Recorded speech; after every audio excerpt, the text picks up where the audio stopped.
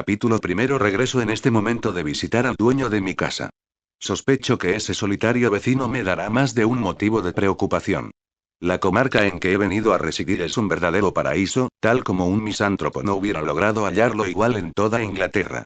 El señor Heathcliff y yo podríamos haber sido una pareja ideal de camaradas en este bello país. Mi casero me pareció un individuo extraordinario. No dio muestra alguna de notar la espontánea simpatía que experimenté hacia él al verle. Antes bien, sus negros ojos se escondieron bajo sus párpados, y sus dedos se hundieron más profundamente en los bolsillos de su chaleco, al anunciarle yo mi nombre. ¿El señor Heathcliff? Le había preguntado. Se limitó a inclinar la cabeza afirmativamente. Soy Lockwood, su nuevo inquilino. Me he apresurado a tener el gusto de visitarle para decirle que confío en que mi insistencia en alquilar la granja de los tordos no le habrá molestado. La granja de los tordos es mía, contestó, separándose un poco de mí, y ya comprenderá que a nadie le hubiera permitido que me molestase acerca de ella, si yo creyese que me incomodaba. Pase usted. Masculló aquel pase usted entre dientes, y más bien como si quisiera darme a entender que me fuese al diablo. Ni siquiera tocó la puerta para corroborar sus palabras. Pero ello mismo me inclinó a aceptar la invitación, porque parecía interesante aquel hombre, más reservado, al parecer, que yo mismo. Al ver que mi caballo empujaba la barrera de la valla, sacó la mano del chaleco, quitó la cadena de la puerta y me precedió de mala gana. Cuando llegamos al patio gritó: José. Llévate el caballo del señor Lockwood y tráenos de beber. La doble orden dada a un mismo criado me hizo pensar que toda la servidumbre se reducía a él, lo que explicaba que entre las losas del suelo creciera la hierba y que los setos mostrasen señales de no ser cortados sino por el ganado que mordisqueaba sus hojas. José era un hombre maduro, o, mejor dicho, un viejo. Pero, a pesar de su avanzada edad, se conservaba sano y fuerte. Válgame el señor, murmuró con tono de contrariedad, mientras se hacía cargo del caballo, a la vez que me miraba con tal acritud, que me fue precisa una gran dosis de benevolencia para suponer que impetraba el auxilio divino, a fin de poder digerir bien la comida y no con motivo de mi inesperada llegada. La casa en que habitaba el señor Heathcliff se llamaba Cumbres Borrascosas en el dialecto de la región. Y por cierto que tal nombre expresaban muy bien los rigores atmosféricos a que la propiedad se veía sometida cuando la tempestad soplaba sobre ella. Sin duda se disfrutaba allí de buena ventilación. El aire debía de soplar con mucha violencia, a juzgar por lo inclinados que estaban algunos pinos situados junto a la casa, y algunos arbustos cuyas hojas, como si implorasen al sol, se dirigían todas en un mismo sentido. Pero el edificio era de sólida construcción, con gruesos muros, según podía apreciarse por lo profundo de las ventanas, y con recios guardacantones protegiendo sus ángulos. Me detuve un momento en la puerta para contemplar las carátulas que ornaban la fachada. En la entrada principal leí una inscripción, que decía: Aretone Ansau. Aves de presa de formas extravagantes y figuras representando muchachitos en posturas lascivas, rodeaban la inscripción. Me hubiese complacido hacer algunos comentarios respecto a aquello y hasta pedir una breve historia del lugar a su rudo propietario.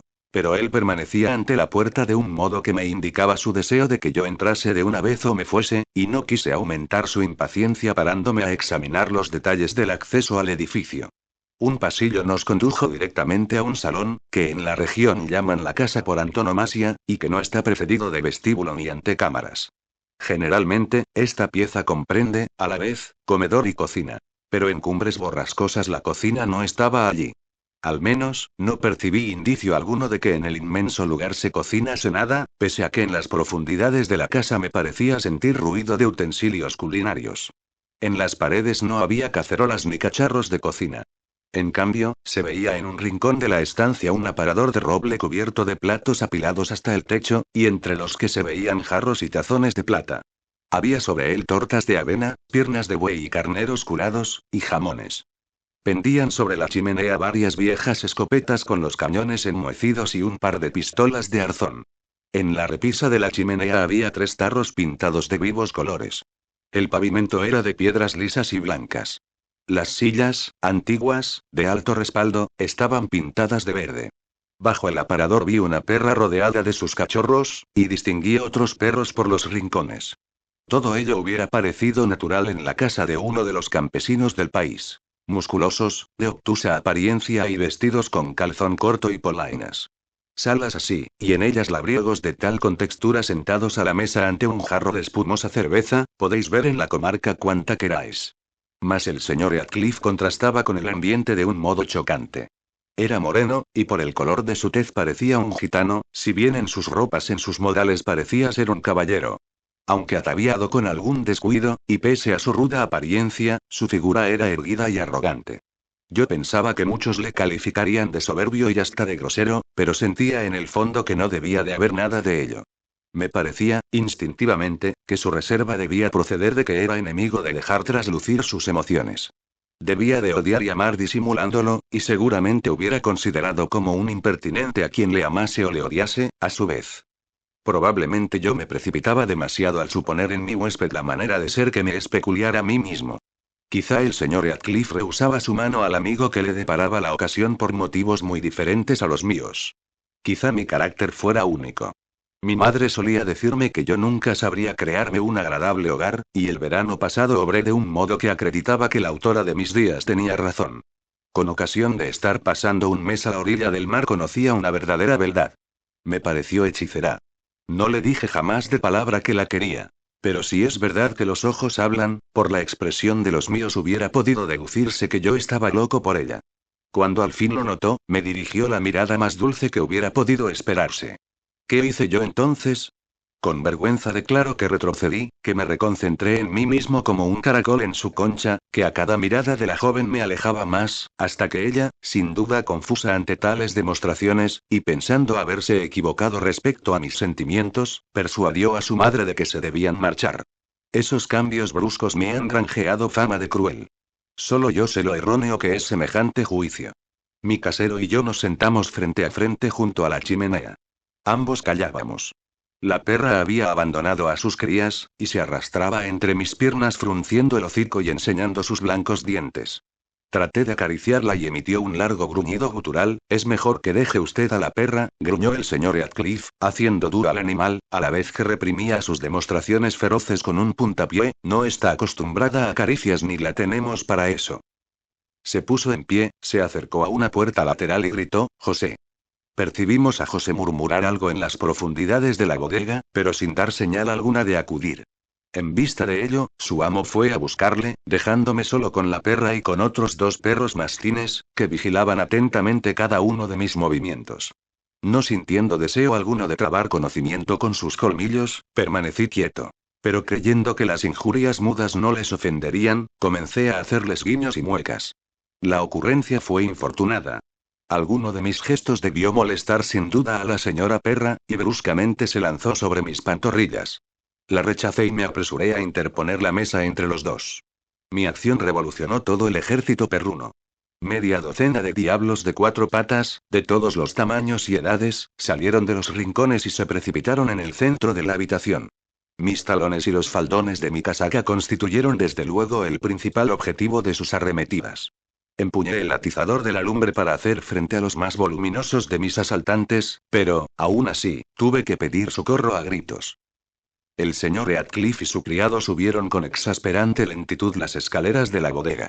A pesar de que la sala era un infierno de gritos y ladridos, me pareció que los dos hombres no aceleraban su paso en lo más mínimo. Por fortuna, una rozagante fregona acudió con más diligencia. Llegó con las faldas recogidas, la faz arrebatada por la proximidad de la lumbre y con los brazos desnudos. Enarboló una sartén, y sus golpes, en combinación con sus ásperas palabras, disiparon la tempestad como por arte de magia. Y cuando Heathcliff entró, en medio de la estancia solo estaba ya conmigo la habitante de la cocina, como el mar después de una tormenta. ¿Qué diablos pasa? Preguntó él con un acento tal, que me pareció intolerable para proferirlo después de tan inhospitalaria acogida. Verdaderamente, se trata de diablos, repuse. Creo que los cerdos endemoniados de que hablan los evangelios no debían albergar más espíritus malignos que estos animales de usted, señor. Dejar entre ellos a un extraño es como dejarle en compañía de una manada de tigres. No suelen meterse con quienes están quietos, advirtió Heathcliff. Los perros hacen bien en vigilar. ¿Quiere usted un vaso de vino? No. Gracias. ¿Le han mordido? Si me hubiesen mordido habría visto usted en el culpable las señales de mi réplica. Heathcliff hizo una mueca. Bueno, bueno. Dijo: ¿está usted algo excitado, señor Lockwood? Beba un poco de vino. Se reciben tan pocos invitados en esta casa que, lo confieso, ni mis perros ni yo sabemos casi cómo recibirles. A su salud. Correspondí al brindis y me tranquilicé considerando que resultaría estúpido enfurecerme por la agresión de unos perros cerriles. Por lo demás, antojábaseme que aquel sujeto empezaba a burlarse de mí, y no me pareció bien concederle otro motivo de mofa. Él, por su parte, pensando probablemente que constituiría una locura ofender a un buen inquilino, suavizó un tanto el laconismo de su conversación, y comenzó a tratar de las ventajas y desventajas de mi nuevo domicilio, tema que sin duda supuso que sería interesante para mí. Me pareció entendido en las cosas de que hablaba, y me sentí animado a anunciarle una segunda visita para el día siguiente. Era evidente, no obstante, que él no tenía en ello interés alguno. Sin embargo, pienso volver. Resulta asombroso lo muy sociable que soy comparado con mi casero.